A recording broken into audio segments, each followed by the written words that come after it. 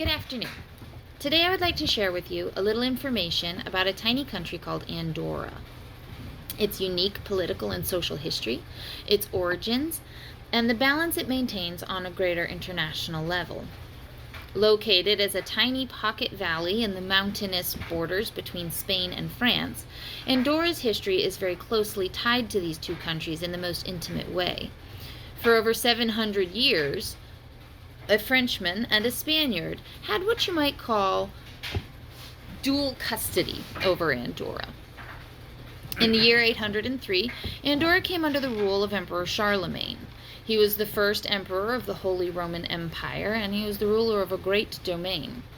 According to the U.S. State Department, this little piece of land helped Charlemagne achieve his goal of keeping the Muslim faith from spreading into Christian France. Andorra was given to the Count of Urgell upon the death of Charlemagne. The Count was Charlemagne's grandson, Charles II. Urgell is a county in Catalonia, Spain. Now, Andorra is still highly populated with Catalonians, and Catalan is the main language spoken there. Andorra was ceded to the Bishop of Urgell in 1133, according to the New World Encyclopedia. The bishop, fearing his neighbors, put himself and the land under the protection of the Lord of Cabouet. Now, this is where France comes into play. A lord in France married into the family of the Lord of Cabouet, becoming a direct heir. In 1278, the descendants of the Lord of Cabouet that were living in France disputed the proper ownership of Andorra with the Bishop of Urgell.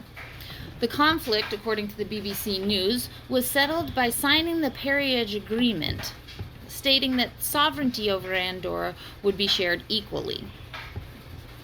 In 1419, a council was elected to take care of local affairs, and in 1607, the French head of state and the Bishop of Urgell were established as co-princes. For over 700 years, this dual leadership system of government served the people of Andorra very well. It isn't France, it isn't Spain, it's an independent country that brings a unique relationship to the two larger nations that engulf it. Even during the Franco-Spanish War in the 17th century, Andorra stayed neutral in its official position, but it supported Catalonia in its actions. Interestingly enough, Catalonia, during this war, tried to rebel against the Spanish government and sought an ally in France. In other conflicts, the independent nature of Andorra is evident. When Spain had a civil war, France sent troops to protect Andorra against the conflict in Spain. During World War II, when France was occupied by Nazis and Spain was neutral, Andorra served as a smuggling route to get necessary provisions and people out of France into neutral Spain. With such a history as this, it's no surprise that the next step was independence. In 1993, Andorra officially gained its own independent democracy by adopting a constitution, setting up a 3-branch government, electing a prime minister, and it entered into the United Nations. Now, the two co-princes still have honorary titles in Andorra, but they really have no actual power.